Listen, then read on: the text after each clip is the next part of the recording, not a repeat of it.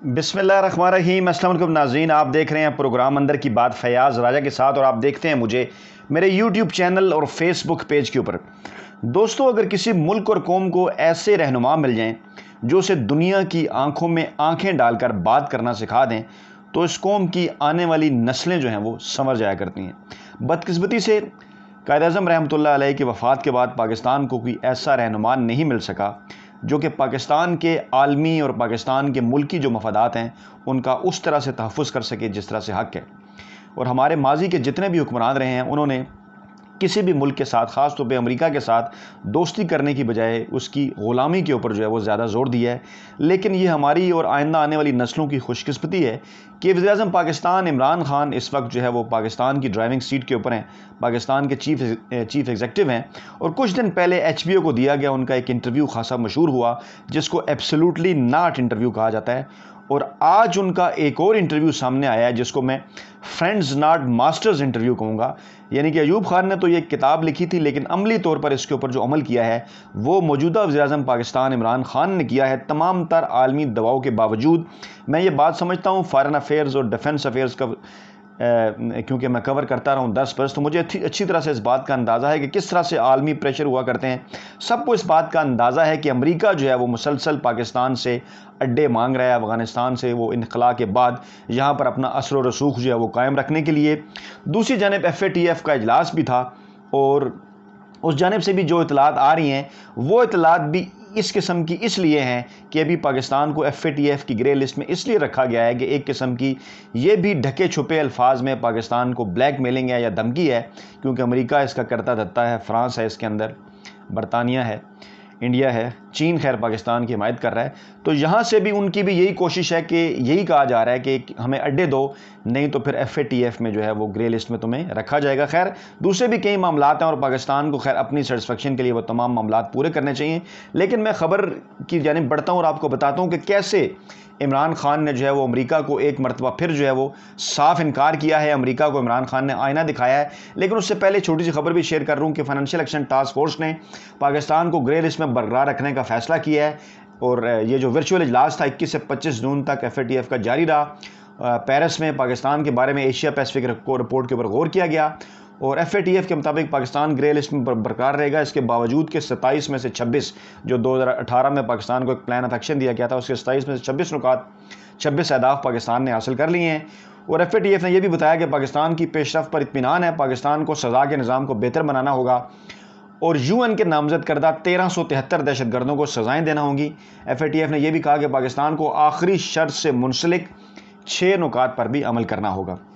नाज़रीन, आज इमरान खान ने अमेरिकी अखबार न्यूयॉर्क टाइम्स को इंटरव्यू दिया है। इससे पहले उन्होंने HBO को इंटरव्यू दिया था और जैसे TV चैनल ठंडा हुआ था आज अखबार भी ठंडा हो गया है।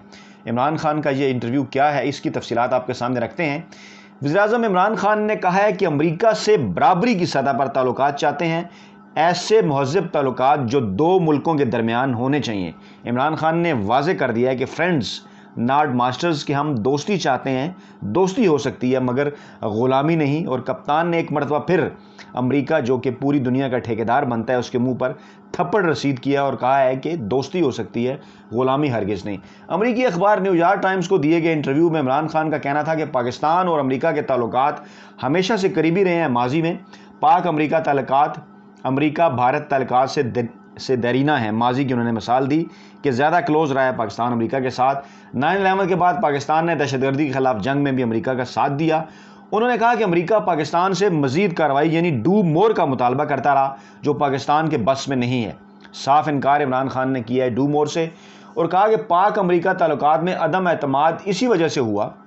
यही जो मामला माजी में कि अमेरिका डू मोर करता रहा और पाकिस्तान के बस में नहीं था, लेकिन मुस्तकबिल में अमेरिका के साथ हम पुरएतमाद ताल्लुकात चाहते हैं। यानी वाज़े किया कि माजी में इन ताल्लुकात की बुनियाद एतमाद के ऊपर नहीं थी बल्कि शख्सी ताल्लुकात थे हुक्मरानों के दरमियान। उन्होंने कहा कि अमेरिका से बराबरी की सतह पर ताल्लुकात चाहते हैं और ऐसे महज़ब ताल्लुकात जो दो मुल्कों के दरमियान इस जदीद दुनिया में होना चाहिए। फिर उन्होंने मिसाल भी दी, आगे उन्होंने बात की, वो भी मैं आपको बताता हूँ। उन्होंने कहा कि अमेरिका ने हमेशा पाकिस्तान के तामुन को, हमारी कोऑपरेशन को नाकाफ़ी समझा। अमेरिका समझता था कि इमदाद के बदले पाकिस्तान उसकी ईमा पर काम करेगा, लेकिन इमदाद के बदले हम काम नहीं करना चाहते। हमें एड नहीं ट्रेड करनी है। इमरान खान ने कहा, ये लफ्ज़ यूज़ किया, एड नहीं ट्रेड, के तजारती तल्लुकात हमारे अमेरिका के साथ होने चाहिए। इमरान खान ने मज़ीद कहा कि अफ़गानिस्तान से अमरीकी इनखला के बाद पाकिस्तान अमेरिका से बावकार ताल्लुकात और तिजारत का ख्वाह है। अमेरिका के साथ हम बावकार ताल्लुकात चाहते हैं, तिजारत चाहते हैं। और वाज़े किया कि पाक अमेरिका ताल्लुकात हैं, कैसे होने चाहिए उसकी उन्होंने मिसाल दी कि पाक अमेरिका ताल्लुकात अमेरिका बरतानिया ताल्लुकात की तरह होने चाहिए, कि जिस तरह अमेरिका के ताल्लुकात हैं और बरतानिया के साथ अमेरिका के आपस में ताल्लुकात हैं, तिजारती ताल्लुकात भी हैं, बावकार ताल्लुकात हैं, इस तरह के ताल्लुकात पाकिस्तान अमेरिका के साथ चाहता है। ऐसे ताल्लुकात होंगे तो मामला आगे बढ़ेगा।